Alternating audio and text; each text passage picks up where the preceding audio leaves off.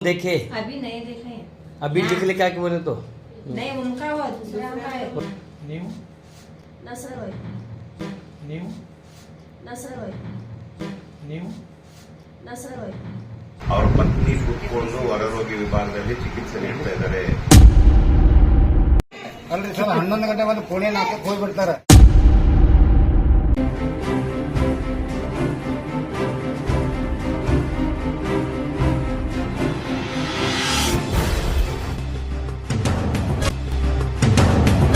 ಸಂಪರ್ಕವಾಣಿ ಸದ್ವಿಚಾರಗಳ ಧ್ವನಿ. ಇದು ಕನ್ನಡ ಪಾಕ್ಷಿಕ ಪತ್ರಿಕೆ ಹಾಗೂ Kannada digital media news channel.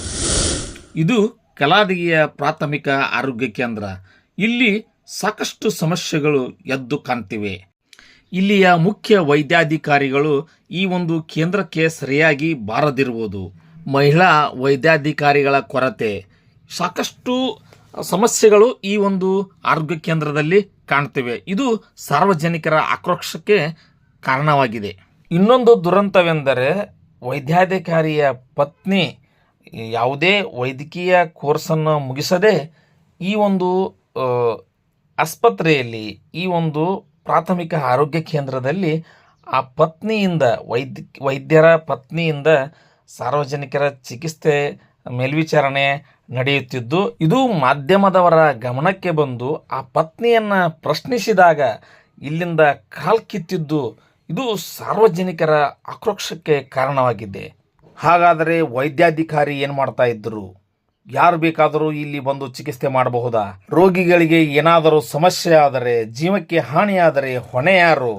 ಅನೇಕ ಸಮಸ್ಯೆಗಳು ಪ್ರಾಥಮಿಕ ಆರೋಗ್ಯ ಕೇಂದ್ರ ಕಲಾದಿಗೆಯಲ್ಲಿ ಎದ್ದು ಕಾಣ್ತಿವೆ ಅಂತ ಹೇಳಿ ಸಾರ್ವಜನಿಕರು ಕೂಡ ಆಕ್ರೋಶವನ್ನು ವ್ಯಕ್ತಪಡಿಸ್ತಾ ಇದ್ದಾರೆ. ಸರಿಯಾಗಿ ಸಿಬ್ಬಂದಿಗಳ ಕೊರತೆ, ವೈದ್ಯಾಧಿಕಾರಿಗಳ ಕೊರತೆ, ಮಹಿಳಾ ವೈದ್ಯಾಧಿಕಾರಿ ಕೊರತೆ, ಹೀಗೆಲ್ಲ ಸಾಕಷ್ಟು ಸಮಸ್ಯೆಗಳು ಈ ಒಂದು ಕೇಂದ್ರದಲ್ಲಿ ಎದ್ದು ಕಾಣ್ತಿವೆ. ಈ ಒಂದು ಮಾಹಿತಿಯನ್ನು ಸಾಕಷ್ಟು ಸೋಷಿಯಲ್ ಮೀಡಿಯಾದಲ್ಲಿ ಹರಿದಾಡುತ್ತಿರುವುದನ್ನು ನೋಡಿ ತಕ್ಷಣ DHO ಮಂಜುನಾಥ್ ದೊಡ್ಡೇರಿಯವರು ಈ ಒಂದು ಪ್ರಾಥಮಿಕ ಆರೋಗ್ಯ ಕೇಂದ್ರಕ್ಕೆ ಭೇಟಿ ನೀಡಿ ಅಲ್ಲಿಯ ಸಿಬ್ಬಂದಿಗಳನ್ನು ತರಾಟೆಗೆ ತೆಗೆದುಕೊಂಡಿದ್ದು. ಬನ್ನಿ ಅವರನ್ನು ನೋಡೋಣ, ಅವರು ಏನು ಹೇಳ್ತಾರೆ ಕೇಳೋಣ ಬನ್ನಿ. ಸರ್ 11 ಗಂಟೆ ಬಂದು ಪುಣೆ ನಾಕಕ್ಕೆ ಹೋಗ್ಬಿಡ್ತಾರೆ. ದೊಡ್ಡ ಸಮಸ್ಯೆ ಅದು ಸಮಸ್ಯೆ ಐತಿ. ರಾತ್ರಿ ಯಾರು ಇದಕ್ಕೆ ಯಾರು ಹೊಣೆಗಾರು? ಇಬ್ರು ಬಂದಿದ್ರು. ಪೇಮೆಂಟ್ ಏನು ಕಮ್ಮಿ ತಗೋತಾರ ಅವರು? ನಮ್ಮ ಕಡೆಗೆ ದುಡ್ಡು ತಗೋಬೇಕಲ್ರಿ ಅವರು. ಅಧಿಕಾರಿಯಾಗಿರುವಂತಹ ಏನು ಇರ್ತಾರೆ, ಅವರ ಒಂದು ಪತ್ನಿ ಎನ್ನಲಾದನ್ನು ನೀಡುವಂತಹ ಚಿಕಿತ್ಸೆ ಹಾಗೂ ಮೆಡಿಸಿನ್ ಬರೆದುಕೊಟ್ಟಂತಹ ಪ್ರಕರಣಕ್ಕೆ ಸಂಬಂಧಪಟ್ಟಂತೆ ಅದು ನಿನ್ನೆ ದಿನ ಸಾಕಷ್ಟು ಸುದ್ದಿಯಾಗಿತ್ತು, ಇಡೀ ದೇಶದ ಗಮನವಾಗಿತ್ತು. ಇದಾದ ಬೆನ್ನಲ್ಲೇ ಆ ಬಗ್ಗೆ ಟಿವಿ9 ಕೂಡ ವಿಸ್ತೃತ ವರದಿಯನ್ನು ಪ್ರಸಾರ ಮಾಡಿತ್ತು. ಈಗ ಸದ್ಯದ ಮಟ್ಟಿಗೆ ಆ ಒಂದು ಆಸ್ಪತ್ರೆಗೆ ಬಾಗಲಕೋಟೆ ಜಿಲ್ಲಾ ಆರೋಗ್ಯ ಅಧಿಕಾರಿಗಳು ಸರ್ ಈಗ ಈ ಒಂದು ಘಟನೆ ನಿಜವಾಗ್ಲೂ ಕೂಡ ಜನರ ಜೀವನದ ಜೊತೆ ಚೆಲ್ಲಾಟ ಆಗುವಂತ ಪ್ರಕರಣ.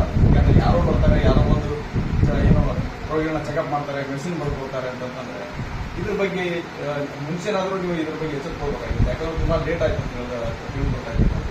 ಇಲ್ಲ, ಅವ್ರಿಗೆ ಈ ಒಂದು ಸಾರ್ವಜನಿಕ ಹಿತದೃಷ್ಟಿಯಲ್ಲಿ ವರ್ಗಾವಣೆಗೊಂಡು ಈ ಒಂದು 4 ದಿನಕ್ಕೆ ಮುಂಚೆ ಅವ್ರು ಬಂದು ಇಲ್ಲಿ ರಿಪೋರ್ಟ್ ಮಾಡ್ಕೊಂಡಿದ್ದಾರೆ. ಅವ್ರು ಬಂದು ಆಡಳಿತವನ್ನು ಪಡೆದುಕೊಂಡು ಇಲ್ಲಿ ಹೊರರೋಗಿ ವಿಭಾಗಕ್ಕೆ ಚಿಕಿತ್ಸೆ ನೀಡುವಂಥದ್ದು ಅವ್ರು ಮಾಡಬೇಕು. ನಿನ್ನೆ ದಿನ ಬೆಳಿಗ್ಗೆ ಸಡನ್ ಆಗಿ ನಮಗೆ ಮಾಧ್ಯಮದ ಮುಖಾಂತರ ಹಾಗೂ ಸಾರ್ವಜನಿಕರಿಂದ ಈ ಬಗ್ಗೆ ಬಂದಿದ್ದು, ಅವರ ಪತ್ನಿ ಕೂತ್ಕೊಂಡು ಹೊರರೋಗಿ ವಿಭಾಗದಲ್ಲಿ ಚಿಕಿತ್ಸೆ ನೀಡ್ತಾ ಇದ್ದಾರೆ ರೋಗಿಗಳಿಗೆ ಅನ್ನೋದು. ಅದ್ರ ಬಗ್ಗೆ ಈಗ ಆಲ್ರೆಡಿ ಕಾಡು ಕೇಳಿ ನೋಟಿಸ್ ಅನ್ನು ವೈದ್ಯಾಧಿಕಾರಿಗಳಿಗೆ ನೀಡಿದ್ರು. ಯಾಕಂದ್ರೆ ವೈದ್ಯಾಧಿಕಾರಿ ಪತ್ನಿಯಾಗಿದ್ರು, ಆಕೆ ಯಾವ ರೀತಿ ಯಾಕೆ ನೋಡಿದ್ರು ಅನ್ನೋದು. ನಂತರ ಈಗ ಇಮಿಡಿಯೇಟ್ ಆಗಿ ಕಾಡು ಕೇಳಿ ನೋಟಿಸ್ ಇಶ್ಯೂ ಮಾಡಿಬಿಟ್ಟು ಇಲ್ಲಿನ ಒಂದು ಪ್ರಾಥಮಿಕ ಆರೋಗ್ಯ ಕೇಂದ್ರಕ್ಕೆ ಆಡಳಿತ ಪ್ರಭಾರಿಯನ್ನ ಏನು ಅವರು ರೇಪ್ಗೇರಿ ಅವರಿಗಿತ್ತು ಅವ್ರಿಗೆ ಚೇಂಜ್ ಮಾಡಿಬಿಟ್ಟು ಡಾಕ್ಟರ್ ಅನಿಲ್ ಕುಮಾರ್ ಬದ್ನೂರ್ ಅವರಿಗೆ ನೀಡಲಾಗಿದೆ. ಹಾಗೂ ದೈನಂದಿನ ಕಾರ್ಯ ಏನು ಹೊರರೋಗಿ ಚಿಕಿತ್ಸೆ ಇರ್ಬೋದು, ಮತ್ತೆ ಒಳರೋಗಿ ಚಿಕಿತ್ಸೆ ನೀಡಲಿಕ್ಕೆ ಇದನ್ನ ಮಾಡಲಿಕ್ಕೆ ಈಗ ಆಲ್ರೆಡಿ ಅವರ ಅನಿಲ್ ಕುಮಾರ್ ಬದ್ನೂರ್ ಅವರಿಗೆ ನೀಡಿದ್ದೀನಿ. ಮತ್ತೆ ಈಗ ನಾನೇ ಖುದ್ದಾಗಿ ಇದ್ರ ಬಗ್ಗೆ ಒಂದಿಷ್ಟು ಎಲ್ಲ ಹೇಳಿಕೆಗಳನ್ನು ಪಡೆದುಕೊಂಡು ಮುಂದಿನ ಕ್ರಮಕ್ಕೆ ನಾನು ಆಯುಕ್ತರಿಗೆ ಸಲ್ಲಿಸಲಿಕ್ಕೆ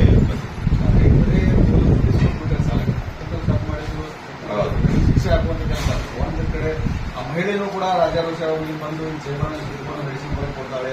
ಇವನ್ನ ಗರ್ಭಿಣಿಯವರು ಮಕ್ಕಳಿಗೂ ಕೂಡ ಚಿಕಿತ್ಸೆ ಕೊಡುವಂತ ಅಕ್ಕಿಗಳು ಕೂಡ ಅದಕ್ಕೆ ಈಗ ಕಾರಣ ಕೇಳಿ ನೋಟಿಸ್ಗೆ ಏನು ಉತ್ತರ ಕೊಡ್ತಾರೆ ಅನ್ನೋದನ್ನು ಮತ್ತೆ ಇಲ್ಲಿಂದ ನಮ್ಮ ಏನು ಸಿಬ್ಬಂದಿಯವರು ಏನ್ ನೋಡಿದ್ದಾರೆ, ಆಕ್ಚುಲಿ ಏನ್ ನಡೆದಿದೆ ಅನ್ನೋದನ್ನು ಕೂಡ ವರದಿ ತಗೊಂಡು ಅವ್ರ ಮುಂದಿನ ಕ್ರಮ, ಈಗ ಲೇಡಿ ಏನಾದರೂ ತಪ್ಪು ಮಾಡಿದ್ರೆ ಅಥವಾ ಡೆಫರೆನ್ಸ್ ಆಗಿ ತಿಳ್ಕೊಂಡು ಮಾಡಿದ್ದು ಅನ್ನೋದಾದ್ರೆ ಅವ್ರ ಮೇಲೆ ಕೂಡ ಪೊಲೀಸ್ ಇದನ್ನು ಕ್ರಿಮಿನಲ್ ಮೊಕದ್ದಮೆ ಹೋಗಲಿಕ್ಕೆ ಕಾರ್ಯ ಕೊಡ್ತೀವಿ. ಈಗ ಲೇಡಿ ಯಾಕಂತಂದ್ರೆ ಇಲ್ಲಿ ಬಂದು ನೋಡಿರೋದು ಅವರ ಪತಿ ಏನು ಉತ್ತರ ಕೊಡ್ತಾರೆ ಅನ್ನೋದಕ್ಕೆ ಪೊಲೀಸ್ ಇವ್ರ ಬಗ್ಗೆ ಏನಾದ್ರು ಇಲಾಖೆಗಳಿಗೆ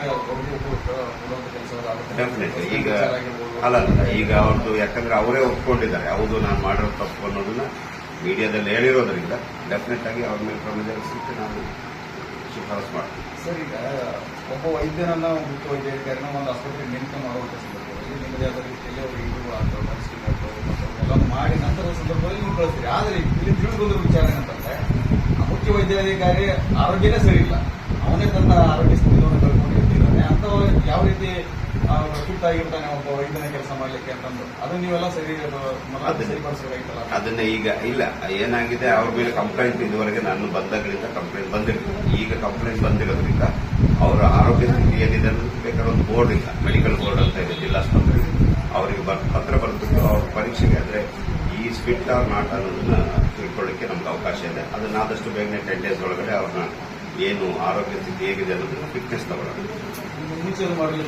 ಅಲ್ಲ, ಅದು ಫಿಟ್ನೆಸ್ ಈಗ ಬೇಕಾಗಿಲ್ಲ, ಅದು ಮುಂಚೆ ಯಾಕಂತಂದ್ರೆ ಅವ್ರಿಗೆ ರಜಾ ಕೇಳ್ತಾರೆ ಕೆಲವೊಂದು ಟೈಮ್. ರಜಾ ಹಾಕಿದಾಗ ಮೆಡಿಕಲ್ ಲೀವ್ ಮುಂಚೆ ಹಾಕಿದ್ರೆ ಫಿಟ್ನೆಸ್ ತಗೊಂಡೆ ಅವ್ರಿಗೆ ಮತ್ತೆ ಜಾಯಿನ್ ಆಗ್ಲಿಕ್ಕೆ ಅವಕಾಶ ಇದೆ. ಆ ರೀತಿ ಮೆಡಿಕಲ್ ಲೀವ್ ಯಾವಾಗ ತಗೊಂಡಿದ್ರು ಅವ್ರಿಗೆ ಪರೀಕ್ಷೆ ಮಾಡ್ತಿದ್ರು. ಈ ಹಂತದಲ್ಲಿ ಮತ್ತೆ ಪರೀಕ್ಷೆ ಮಾಡಲಿಕ್ಕೆ ಏನು ತೊಂದರೆ ಇಲ್ಲ. ಆರೋಗ್ಯ ಇಲಾಖೆ ನಮ್ಮ ಜಿಲ್ಲಾಸ್ಪತ್ರೆಗಳ ಒಂದು ಮಂಡಳಿ ಇರುತ್ತೆ, ಆ ಬೋರ್ಡ್ ಮುಖಾಂತರ ಅವ್ರ ಪರೀಕ್ಷೆಗಳು ಪಡಿಸಬೇಕಾದ್ರೆ ಫಿಟ್ನೆಸ್ ತಗೊಂಡು ಇವತ್ತು ಬೆಳಿಗ್ಗೆ ಬಂದಿದ್ರು. ಆದ್ರೆ ನಾನು ಯಾವುದೇ ರಜೆಯನ್ನು ಕೂಡ ಸ್ಯಾಂಕ್ಷನ್ ಮಾಡಿಲ್ಲ, ಯಾವುದೇ ಪತ್ರವನ್ನು ಕೂಡ ಸ್ಯಾಂಕ್ಷನ್ ಮಾಡಿಲ್ಲ. ಸೊ ಕರ್ತವ್ಯ ನಿರ್ವಹಿಸಲಿಕ್ಕೆ ನಾನು ಸೂಚಿಸಿದೆ. ಬಟ್ ಇಲ್ಲಿ ಬಂದಿದ್ದೇ ಇರೋದಕ್ಕೆ ಈ ಸ್ಯಾಲರಿಯನ್ನ ಕಟ್ ಆಫ್ ಮಾಡಲಿಕ್ಕೆ ನಮ್ಗೆ ಅಧಿಕಾರ ಆಯಿತು. ಇಲ್ಲಿ ಕೂಡ ಮತ್ತೆ ಕರ್ತವ್ಯ ಉಲ್ಲಂಘನೆ ಆಯಿತು. ಇವಾಗ ಕೂಡ ಸಂದರ್ಭದಲ್ಲೂ ಕೂಡ ಮತ್ತೆ ನೀವು ರಜೆ ಕೊಡದಿದ್ರು ಮಾಡಿದ್ದಾರೆ. ಆದ್ರಿಂದ ಅದನ್ನ ಸ್ಯಾಲರಿಯನ್ನು ಕಟ್ ಆಫ್ ಮಾಡಲಿಕ್ಕೆ ಇದು ಮಾಡ್ತೀವಿ. ಮತ್ತೆ ಅವ್ರ ಮೇಲೆ ಇದನ್ನು ಕೂಡ ಪಾಯಿಂಟ್ ಸೇರಿಸ್ಬಿಟ್ಟು ಕ್ರಮ ಜರುಗಿಸಲಿಕ್ಕೆ ಶಿಫಾರಸು.